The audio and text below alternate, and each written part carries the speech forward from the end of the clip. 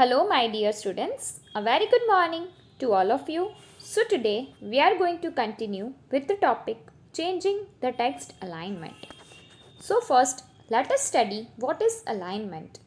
Alignment means position of the text on the page, where the text will appear in the entire page, whether it will be on the left hand side, on the right hand side, or in the middle. We can set the alignment before typing the text, or we can type the text and then change its alignment on the page. So, we can set the alignment before we start typing the text. Else, we can change the alignment after typing also. MS Word provides 4 options to align the text: left, right, center and justify. Okay, so which are the 4 options provided by MS Word for the text alignment? Left, right, center and justifies. Now let us learn about all these 4 options in detail. First is left alignment. The text will align along the left margin. It means the text will appear on the left hand side, on the left margin. Then center. The text is placed between the left and the right margins. It means in the center position the text will get appeared in the middle, in the place between the left and the right margins. Third is right alignment. The text is aligned along the right margin on the right hand side. And last is justify. The text is evenly aligned from both the left and the right margins. It means exactly the text will get aligned. Both the sides will be equal. It means left hand side and right hand side. So here you can see that in the figure it is appeared. See, here it is left alignment, this is in the middle, so the center alignment, this is the right alignment and this is justified. It means equal from both the sides. Okay, so these are the 4 alignments. Next topic is bullets and numbers. We can add bullets or numbers to the text we have already typed, or we can select this feature before typing the text. Okay, so you can give the bullets, you can put the dots, you can put some other symbols, you can put the number 1 2 3, you can put the alphabets ABC while creating a list. So while you are typing some list, for example you are going to a shopping mall, you create a list of the items purchased by you. So for that list you can use either a bullets, either a numbers or an alphabets.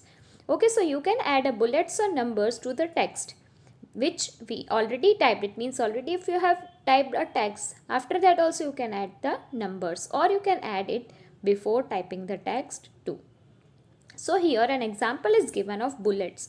So here wire, mouse, button and click are the 4 items, and you can see that a bullets is there. So while creating a list you can use bullets. And here the example of number is given. Number 1 Excel, number 2 Paint, number 3 Word, number 4 PowerPoint. Okay, so this is how you can create a bullets and numbers. Now let us see how to add bullets or numbers into the list. We first select the articles on the list, and then we have to click on bullets or numbering option in the paragraph group of the home tab. So in the home tab, in the paragraph group, you will get a button of bullets and numbering. There are many bullets available. Okay, so these are the bullets available. Round is there, tick is there, then triangle sign is there. So many type of bullets are available. Small dot, big dot, full dot, or a square, an empty circle, a filled circle. Okay, so various type of options are available. So you can select the bullets which you like. Similarly, there is a list of options available to choose the style of numbering for the list. So here you can see that the numbers are available. You can directly write 1 2 3. You can put an parenthesis after 1 2 3. You can write 1 2 3 in Roman. You can write capital ABC. You can write small ABC. Okay, so here also many options are available. You can choose the style of numbering for the list. There are also multi-level list style available, which contains a list library from which we can select a style for our text. Okay, so here you will see that various styles are available. 1 2 then 1 afterward 2, afterward 3. So here also you can see. So different styles are also available. So if you want to create a list in a stylish way, then you can select this list library. Multi-level list styles are available there. Now after you have added a bullets or a numbering to your list, now you want to remove it. Then what should you do? We can also remove the bullets or numbers from the list. We first select the text and then we can click on the following buttons. Okay, so first you have to select the text to which you have given bullets or numbering. After that, when you will click on this button, it will remove the bullets. When you click on this button, it will remove the numbers. And when you click on this button, it will remove the list. Okay, so these are the options using which you can remove the bullets or numbers. So with this, we are finishing our chapter.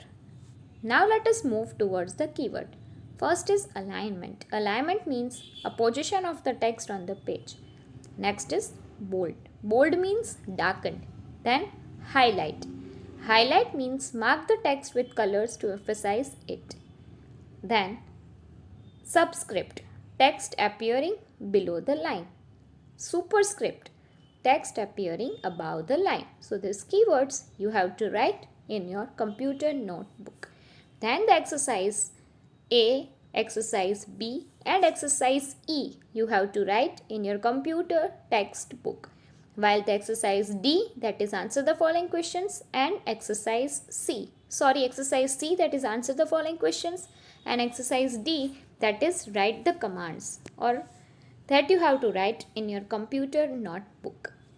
Again I repeat, exercise A, exercise B and exercise E you have to write in your computer textbook, while the keywords exercise C and exercise D you have to write in your computer notebook.